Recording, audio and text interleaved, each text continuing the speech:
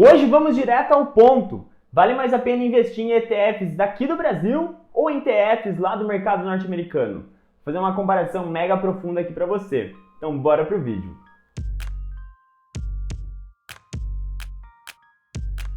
Bom, para fazer essa comparação a gente vai pegar literalmente 11 pontos. Alguns pontos são mais subjetivos, alguns são mais objetivos, mas a ideia aqui é, a gente vai fazer uma comparação bem profunda para que você tome sua própria decisão, se você quer investir em ETFs através do mercado brasileiro ou em ETFs através do mercado norte-americano. Primeiro ponto, facilidade. Em ambos os mercados é extremamente fácil comprar ETF. Basicamente, em ambos os mercados você vai abrir a conta de uma corretora, que a facilidade é a mesma. Em ambos os mercados você vai enviar dinheiro para a corretora, que tanto lá nos Estados Unidos como aqui no Brasil a gente pode enviar dinheiro por Pix. Mas a grande diferença é que aqui no mercado brasileiro, pronto, a partir desse momento você já pode comprar um ETF. Lá no mercado norte-americano a gente ainda tem que fazer o câmbio. Se a gente abrir conta numa corretora como a Avenue, por exemplo, você vai conseguir fazer esse câmbio dentro da própria corretora. É extremamente simples, mas é um passo a mais. Então, para ser justo aqui, um ponto positivo para o mercado brasileiro. Segundo ponto, liquidez. Liquidez basicamente é a facilidade que você tem de comprar ou vender o seu ETF, o seu ativo de forma geral. Eu já vou adiantar aqui que em ambos os mercados a liquidez é o suficiente. A não ser que você seja um multibilionário, você vai ter problemas de liquidez aqui no Brasil. Mas acredito que não seja o caso. Então, desde já, fique tranquilo, em ambos os mercados você vai ter muita facilidade, você tem muita liquidez. Mas para ser justo, eu fiz a comparação entre ETFs que replicam o índice S&P 500, que é um dos índices mais procurados pelos investidores. Então aqui no Brasil eu peguei o ETF IVVB11 e lá nos Estados Unidos eu peguei o ETF IVV. Uma forma de comparar é você pegando a negociação diária de um desses ETFs. E foi exatamente isso que eu fiz. No dia que eu estou gravando esse vídeo, o IVVB11 teve 12 milhões de reais negociados no dia, enquanto o IVV teve 18 milhões de reais negociados no dia. Ou seja, a gente pode ver que teria dinheiro suficiente para você fazer suas negociações. Mas o ETF IVV, e de forma geral no mercado americano vai acontecer isso, a liquidez é maior. Então, um ponto para o mercado norte-americano. Terceiro ponto, opções. Esse, infelizmente, não tem nem discussão. Aqui na nossa bolsa, na B3, a gente tem aproximadamente 100 ETFs. Para ser mais exato, uns 80 de renda variável e alguns de renda fixa.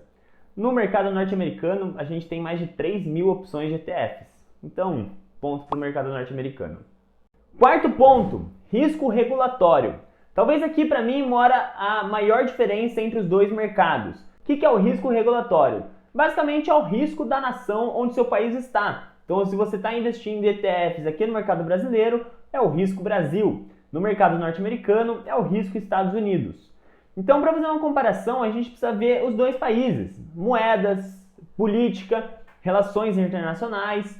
E, poxa, quando a gente fala de Brasil, a gente está falando de um país emergente. Ou seja, é um país que historicamente tem uma moeda muito fraca, é um país que tem instabilidades políticas e, puxando um pouco para a Bolsa de Valores, é um país que menos de 5% da população investe seu dinheiro em Bolsa de Valores. Já os Estados Unidos, a gente está falando da moeda mais forte do mundo, onde a maior parte das reservas internacionais estão. A gente está falando de um país que politicamente é muito forte no mundo inteiro e, além disso, mais de 50% da população investe em Bolsa de Valores. Então, sim, o risco de você investir nos Estados Unidos é muito menor do que o risco aqui no Brasil. Então, mais um ponto para os ETFs do mercado norte-americano. Quinto ponto, imposto de renda na venda dos ativos. Aqui no mercado brasileiro, se você vender qualquer ETF com lucro, você vai precisar pagar 15% de imposto de renda sobre o lucro. Lá nos Estados Unidos, se você compra e vende qualquer ETF com lucro, você é isento até 35 mil reais por mês. Mesmo que toda essa questão da medida provisória venha a, de fato, funcionar, de fato ser ativo, a gente ainda vai ter uma isenção. Então, de qualquer forma, ainda assim vai ser menos imposto de renda do que aqui no Brasil. Então, mais um ponto para o mercado norte-americano. Sexto ponto, dividendos. A partir de 2023, aqui no mercado brasileiro, foram permitidos as listagens, pelo menos dos pedidos, de ETFs que pagam dividendos. Ou seja, aqui no Brasil nós temos duas opções. Temos ETFs que pagam dividendos e temos ETFs que não pagam dividendos. Lá no mercado norte-americano não existe essas duas opções. Todos os ETFs têm que ser de distribuição, ou seja, todos os ETFs dos Estados Unidos têm que pagar dividendos. Então eu vejo uma grande vantagem aqui no Brasil. Afinal, você consegue ter mais opções entre distribuição e acumulação para você montar a sua estratégia. Por exemplo, eu, Kaique, na minha estratégia, eu estou na parte de acumulação. Então, quanto menos dividendos eu receber, melhor. Afinal, se eu receber dividendo, eu vou ter que reinvestir ele. Dá trabalho, tem custo, então eu prefiro que o próprio ETF já pega e acumule esse dividendo. Então, os ETFs norte-americanos não me dão essa opção. Tudo que eu receber, eu vou pagar imposto de renda do dividendo e vou ter que reinvestir, pagar corretagem, etc. Aqui no Brasil não. Aqui ele já vai acumulando o próprio dividendo, ou pelo menos eu tenho a opção de comprar ETFs que façam isso para fazer mais compatibilidade com a minha estratégia. Então, ponto para o mercado brasileiro. Sétimo ponto, taxas adicionais. Aqui no mercado brasileiro, grande parte dos ETFs, principalmente os ETFs estrangeiros, que compram ativos lá dos Estados Unidos ou de outros países, eles acabam tendo uma taxa extra de administração. Isso porque, indiretamente, nós investidores acabamos pagando duas taxas de administração. Como assim? Quando a gente compra o IVVB11, que basicamente compra as 500 maiores empresas dos Estados Unidos, na verdade é uma mentira. Ele não compra as 500 maiores empresas dos Estados Unidos. Ele compra um outro ETF que é listado lá na Bolsa Norte-Americana, que no caso é o IVV. Então, quando a gente compra o IVVB11, a gente acaba pagando a taxa de administração do IVV e a taxa de administração do IVVB11. E eu posso dar diversos exemplos. Por exemplo, o China 11, ele compra o MCHI, que é o ETF que compra empresas chinesas lá nos Estados Unidos. Duas taxas de administração. Quando a gente compra Gold 11, o Gold 11 ele compra o IAU, que é um ETF norte-americano de ouro. Ou seja, duas taxas de administração. Lá nos Estados Unidos não. Basicamente a gente está indo na fonte. Então a gente acaba pagando só a taxa de administração comum. Então um ponto para o norte-americano. Oitavo ponto, compensação de prejuízo. Compensação de prejuízo é uma estratégia muito utilizada por investidores para você pagar menos imposto de renda. Imagina a seguinte situação, você está com um ETF que ele está com R$100 de lucro e você quer vender esse ETF. Só que se você vender esse ETF aqui no Brasil, por exemplo, você vai ter que pagar 15% sobre 100. Então não é uma taxação ali. A gente está falando de valores pequenos, mas quando a gente começa a acumular mais patrimônio, isso tende a dar um prejuízo ruim para a gente. Uma estratégia que a gente pode utilizar. Se a gente quer vender esse ETF que tem R$100 de lucro, a gente pode vender um ETF que esteja com R$100 de prejuízo. No mesmo mês, se a gente fizer essa operação, o nosso lucro do mês acaba sendo R$0. Então a gente acaba não pagando imposto de renda. Ah, mas Kaique, a gente vendeu um ETF que estava no prejuízo que a gente não queria. É só vender em um dia e comprar no outro. Provavelmente ele vai ter na mesma faixa de preço. Então, na teoria, você vai estar mantendo R$100 de prejuízo. Entendeu? É uma estratégia que a galera utiliza para pagar menos imposto de renda. Isso aqui no Brasil funciona, é permitido. Ele realmente não vai ter que pagar imposto de renda. Lá nos Estados Unidos não. Se você vender um ETF acima de R$35 mil, vai, R$35.100, e você vender um ETF que esteja no prejuízo, não existe essa compensação de prejuízo. Então a estratégia nos Estados Unidos não funciona. Então, um ponto para o Brasil. Nono ponto, spread cambial. Spread cambial basicamente é a taxa, a diferença que você vai pagar ali para você fazer a transferência do real para o dólar ou do dólar para o real. Quando você compra ETFs aqui no mercado brasileiro, você não faz troca nenhuma. Então não existe spread cambial basicamente.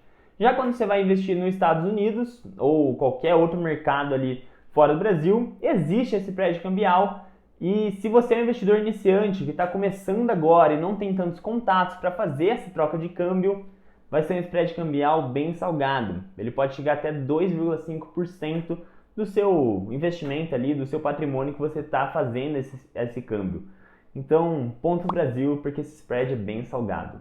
Décimo ponto, spread de negociação. Spread de negociação é basicamente a diferença que você tem ali entre a compra e a venda do ativo. Se você já sabe um pouco mais sobre o mercado, você sabe que é um livro de ofertas. De um lado tem pessoas querendo vender e do outro lado tem pessoas ofertando para comprar. E aí a gente precisa achar um equilíbrio ali e esse pode ser o spread de negociação. Você pode acabar pagando mais caro do que você queria ou mais barato do que você queria. Enfim. Em ambos os mercados, o spread de negociação é quase inexistente. Afinal, existe muita liquidez. O spread de negociação tem muita relação com a liquidez. E já que existe essa relação direta com a liquidez, a gente tem que dar esse ponto para os Estados Unidos, porque como já vimos, a liquidez lá é maior. Então, ponto para os Estados Unidos, mas fique tranquilo, em nenhum dos lugares vai pagar um spread muito grande. 11º ponto, patrimônio. Finalmente chegamos no que queria. Legal, acho que nesse ponto você já entendeu que a diferença entre os países é mínima. Afinal, a gente está num placar aqui de 4-6 para os Estados Unidos. Mas, sinceramente, é o famoso tanto faz, as diferenças são mínimas. Mas claro que essas diferenças podem mexer ou não no seu patrimônio no final da sua vida. E é justamente isso que eu fiz. Eu fiz uma simulação mega completa, envolvendo todas as taxas, todos os spreads que você pode pagar, tudo, para você ter uma ciência do que vai acontecer com o seu dinheiro. E para esses cálculos eu utilizei dois ETFs, o VT, que é um ETF lá dos Estados Unidos, e o WRLD11, que é um ETF aqui do mercado brasileiro. Esses dois ETFs eles são equivalentes, afinal o WRLD11 compra o VT, que é justamente essa questão das taxas adicionais que a gente conversou. E esses ETFs eles compram todas as ações do mundo. Então é a base neutra dos ETFs. Eu fiz todos esses cálculos a partir deles. Daqui 30 anos, se você tiver uma rentabilidade 7% acima da inflação e investir R$1.000 por mês, você terá aproximadamente R$1 milhão no VT e R$1 milhão no WRLD11. Sério, é isso mesmo.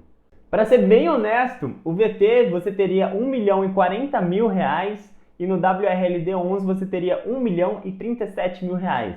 R$3.000 de diferença. Mas vamos ser honestos, não é esses R$3.000 de diferença que vai fazer diferença ali no seu patrimônio, no seu momento de desfrutar dos seus dividendos, né? Mas então, Kaique, basicamente tanto faz? Exatamente, tanto faz.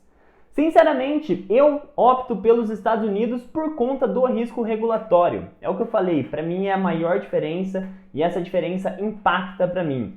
Eu acredito que lá nos Estados Unidos eu tenho muito mais segurança em fazer meus investimentos por conta do risco nação Estados Unidos comparado com o risco Brasil, que ainda é um país emergente, enfim, tudo que a gente já conversou. E sinceramente é só por isso que eu opto pelos Estados Unidos. Além disso, conforme você for se aprofundando nos ETFs, você vai conseguindo fazer as transferências de câmbio mais barato, consegue pagar menos corretagem. E isso aí sim vai começar a dar uma diferença maior e os Estados Unidos vai começar a ser um pouco mais vantajoso. Não vai ser diferença de 300, 500 mil reais. Vai ser diferença de no máximo 100 mil reais. É um bom patrimônio? É, mas assim, vale mais a pena a gente focar em outras coisas do que de fato nesse patrimônio por conta de spread. Então assim, eu opto por lá por conta do risco regulatório. Já que eu optei por lá, aprendi a pagar menos taxas e etc. Mas, sinceramente, é o famoso tanto faz. Foca em trabalhar, ganhar mais dinheiro para o seu patrimônio aumentar. E não se você investe lá ou aqui. Mas e aí, você gostou desse vídeo? Se sim, não esquece de deixar o like que isso ajuda demais a gente. Eu espero que você tenha entendido realmente qual que é a diferença entre os dois países. E se você gostou desse conteúdo e quer mais, toda semana a gente posta vídeos novos aqui no canal. E além de tudo isso, tem um convite para te fazer. Se você quer ter um contato mais próximo de mim e quer ter mentorias individuais, personalizadas para você, aqui embaixo tem um formulário para você preencher. Basta preencher 5 minutinhos e eu entro em contato com você para a gente trocar uma ideia sobre essa mentoria. A gente se vê numa próxima. Valeu, turma!